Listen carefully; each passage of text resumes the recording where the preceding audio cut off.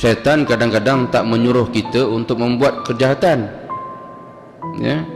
Kadang-kadang disesatkan kita dengan kebaikan. Buatlah, pergilah surau, pergilah, berdermalah banyak-banyak. Tapi kau pergi surau, kau kena ingat orang akan melihat. Dan kau tak pergi surau pun orang akan tengok. Mana haji tu hari-hari nampak kat surau, tiba-tiba tak nampak, ya.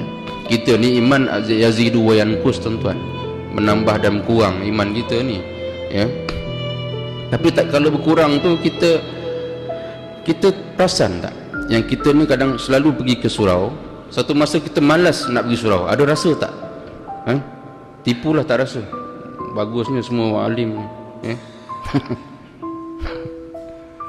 Pernah mesti akan rasa dalam diri, satu hari malas lah nak pergi surau. Tapi ketika malas tu, kita terasa tak dalam hati kita akan cakap apa? Nanti orang kata aku tak pergi surau kan, macam mana pula? Muncul tak benda tu dalam hati, tuan-tuan? Ya? Muncul tak benda tu dalam hati kita? Jadi perbuatan kita tadi ke surau tadi kerana apa? Ya? Bukan kerana Allah.